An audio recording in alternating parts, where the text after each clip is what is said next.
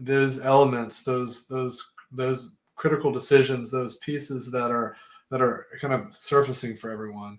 And it could just be um, uh, simply the decisions that are made. It could be even core to how you're conducting the meeting. So, for instance, we might uh, we might be discussing and exploring some options. Well, if we're capturing those options, then really interesting things can develop. So let's for instance let's think about visual meetings, and we've been writing a lot about this with Mural. Big fans of Mural, and we have a content collaboration underway with them. And what we do around this kind of thought um, with visual collaboration is that we come together, we take notes together visually, and that live documentation not only creates an artifact that we can look at after the fact,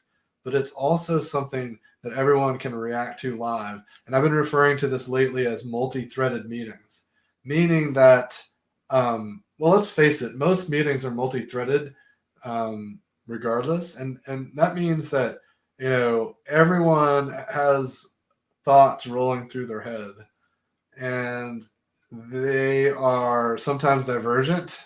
Like they might be thinking about things that are different than what we're talking about as a group. And if they're capturing those things, then we can integrate them. As a facilitator, I'm always trying to listen for and capture things that may be a little adjacent, a little askew of where the main point is. And if I can capture those things and integrate them, then it can make for a much more resilient, robust conversation, because the people that are working together can understand where they disagree, also where they might be agreeing, but don't realize that they're agreeing because they're using different words. So sometimes they might be thinking they're agreeing, sometimes they might be thinking they're disagreeing.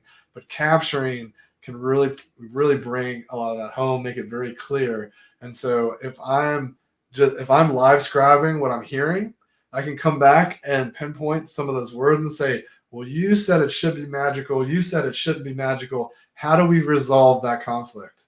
And sometimes we find out it is not conflict because they're flying at different altitudes. Like at a strategic level, it might seem magical. At a tactical level, if we're writing code, it should not seem like magic. It should be very clear, very very very obvious, well commented, etc. And so we have to make sure that we get to a finer understanding. That sometimes words will get in our way, and so if we're capturing, documenting, we can point out these discrepancies, understand if they are substantive, if it's something that we need to unpack and drill down into more. Really, really important. And so if I'm live capturing, I can get past those things. I can make sure that we understand where some of those points are that either align and connect, or where they disconnect, and how we can draw them together. Maybe we can kind of cluster things and combine them and work with them, massage them. And the thing is if everyone is simultaneously scribing, they're taking notes on what they hear, ideas that surface. Then there's a really magical thing that happens, because if everyone's doing that nuancing live, then we can kind of see these things that surface that they didn't even have a chance to say. They didn't have an opportunity to get in this response, but they captured it. They wrote it down. They may have translated what they heard just slightly. So there's some nuance to how they interpreted it, how they recorded it. Now we can all see that, integrate it, and respond to it. And it's inside our corpus of knowledge. It's now become part of our taxonomy, our lexicon for this meeting. And that can be really, really powerful, because it will help us make our learning more resilient. It'll make it deeper. We can create more integration points. There's more nodes of understanding, more nodes of connection.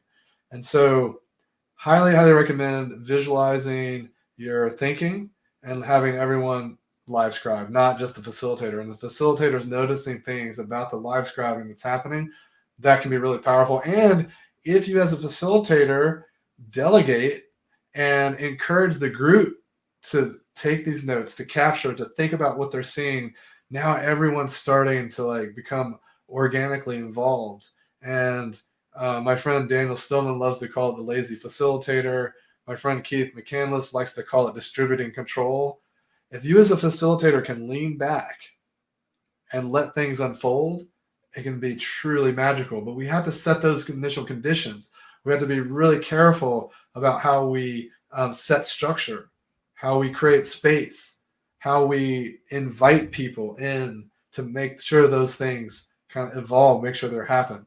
So it's really, really key to think about those elements and how you create space so that other participants can get involved. And if we allow for higher levels of participation by giving them modes to do their own capturing, it can be really fantastic. And I highly encourage you to empower your participants in this way. And unanimous participation is really the key. Like if we can get them all going and working on something together, even the note taking is doing some work. That feeds deeper collaboration. So highly encourage it. It can be really, really powerful. And often we want to also layer in this notion of embracing the child's mind, because it's like if we can have them focus on what's possible versus always thinking like we're the experts and we know how this works. If we can invite the possibility, if we can think about unlearning and seeing the world from a fresh set of eyes, like as if we've never seen it before, it can really unleash things. And then we combine that with capturing.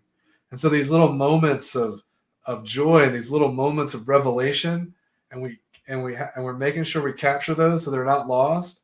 Then we can mine them later. We can later take a critical eye to them and think about, well, okay, that maybe doesn't work, but what if we combine this and that, and we can explore it together.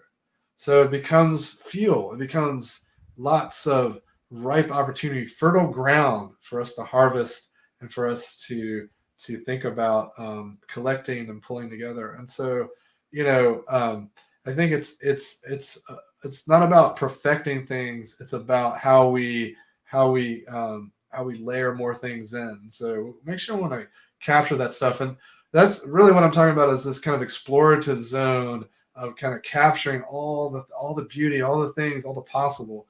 And of course, we certainly want to capture what is decided upon. And I personally think the best way to capture what we decided is through the use of prototype. And that gets into our meeting mantra about do the work in the meeting. And, lots of stuff out there that we've written about do the work in the meeting. And I'll just touch on that briefly here around, this is best practice in meetings to make sure you have action items. Well, what if you did the action together and you started to build this prototype together, and then you're having live feedback on it, and your action item is more of a comment in that prototype or a to-do in that prototype that says, I'm going to take this piece and run with it. There's something missing here. I'm going to finesse it. That is, to me, the best way to document like next steps out of a meeting. And if we can come together on a prototype and put it together and then talk about who owns the next evolution of this document, this prototype, this component, this thing that we're actively working on together, best way to capture the results of a meeting. And then I'll just say the other thing that we should always consider is our narrative. So how are we capturing all of that? Everything we captured during the meeting, how do we synthesize it into a coherent message? What is your elevator pitch for your meeting, for your project, what you're going to do next? Think about that. Think about how you share this vision as a narrative so you can capture not only the minds, but also the hearts. So thanks for listening. I really appreciate you tuning in. It's always fun kind of going live and sharing thoughts around um, around this work. And specifically, I think that if nothing else, just think about capturing. Um, if you didn't write it down, it didn't happen. And so make sure you document it. And with tools like Mural and Figma and Google Docs and all the plethora of kind of collaboration tools, it's so easy to capture in virtual meetings. We used to have to take photos of whiteboards and make sure we photoed them before we erased them. And then I'd have duplicates and triplicates because I was so worried I was going to miss something. Well, nowadays it's super, super straightforward because everything's kind of there and resilient and stored automatically.